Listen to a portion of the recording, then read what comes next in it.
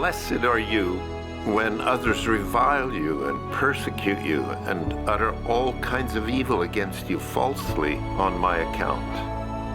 Rejoice and be glad, for your reward is great in heaven, for so they persecuted the prophets who were before you.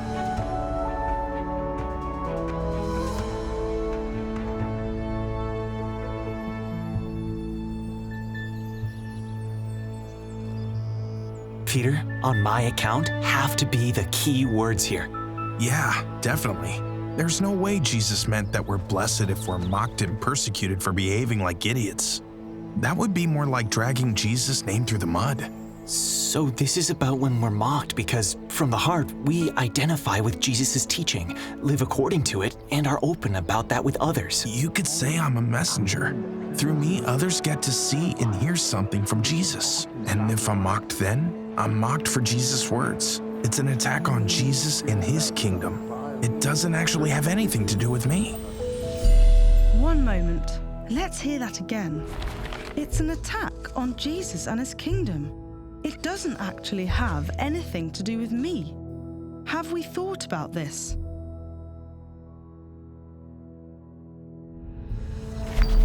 And then I'm certain Jesus will care for me and everything that has to do with me. It's really hard to understand much of what Jesus was talking about if all my thoughts are centered on things in this world. But when I've repented and fixed my focus firmly on the kingdom of heaven, then I get it. And then I'm not anxious. No reason to worry. He says in no uncertain terms, be happy, rejoice. To be mocked and persecuted for keeping Jesus' words is obviously something valuable. Perhaps I can see such treatment as a confirmation that we're actually living the life Jesus taught us. To be mocked and persecuted for keeping Jesus' words is valuable. Perhaps I can see such treatment as confirmation that we are living the life Jesus taught us. And not enough with persecution when we follow Jesus? You know, the Pharisees couldn't actually find grounds to accuse Jesus, so they had to make things up and lie instead. And he said they'd lie about us too. If they do, if we live and talk in such a way that people have to make things up in order to mock and persecute us, then I think we're really living just what Jesus preached, living righteously. Interesting that Jesus pulls in the prophets when he talks about persecution here. They were like a spotlight on sin and wretchedness here in Israel. And while a lot of them were simply mocked, some of them were killed. All because they were preaching things that God had given them to say. It wasn't even about them. All this has got to mean that people who live righteous, pure lives and are open, talking about their lives, it's like they are a spotlight shining into people's conscience. People who live righteous, pure lives are like a spotlight shining into people's conscience.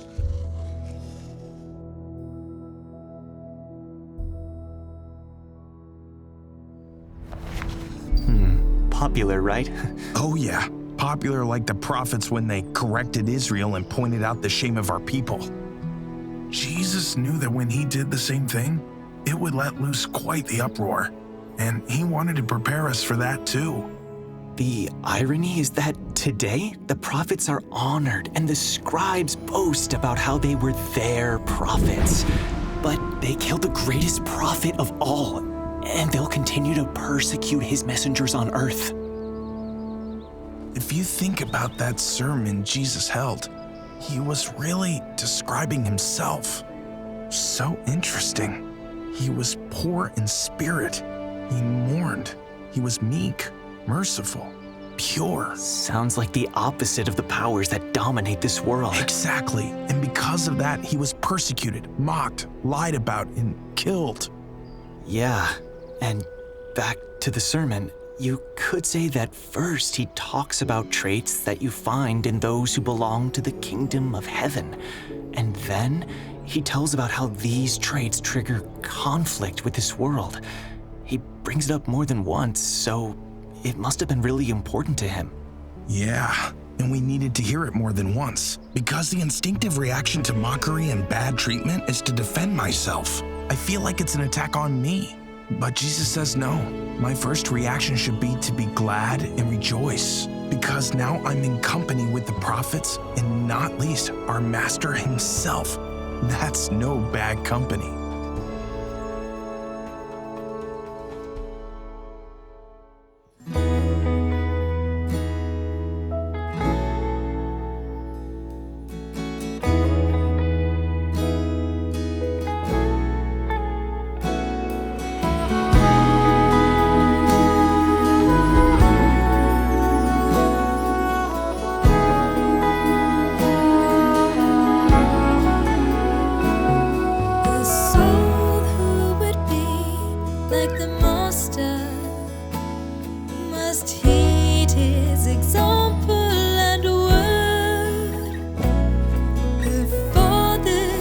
Pleasure was over him. Through fear were his prayers always heard. They faithfully preached heaven's kingdom. The prisoners of sin were set free.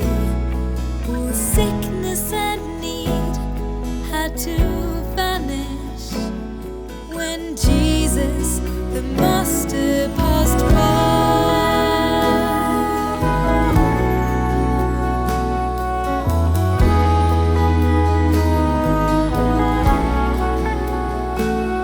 When all went their ways and were sleeping, he went to the mountains to pray, and there he received from his Father the strength that he needed each day. So mighty and clear was his message. Things happened just as he would say. The sea and the wind were both silent the moment he bade them to stay. With power he spoke in the temple. Is this then the house of my God? He burned with the zeal that consumed him and drove the unholy right out. His word was so clear and convicting. Their motives and thoughts he discerned. The hypocrites' hearts were laid open. With vengeance and hatred they burned.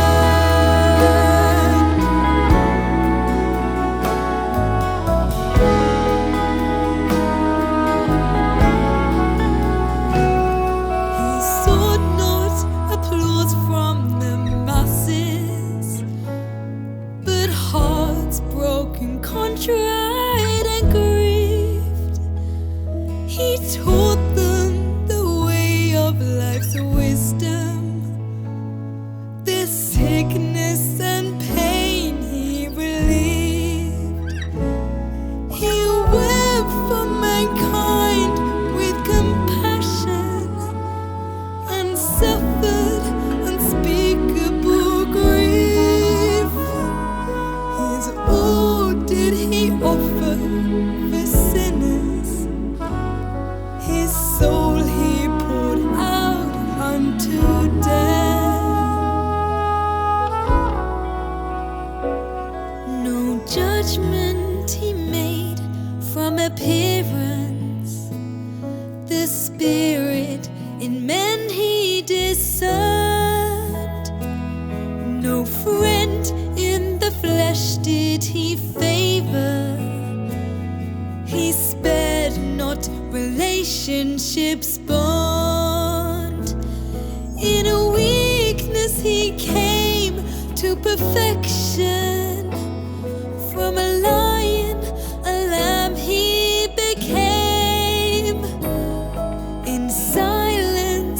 patience he followed to Calvary's mockery.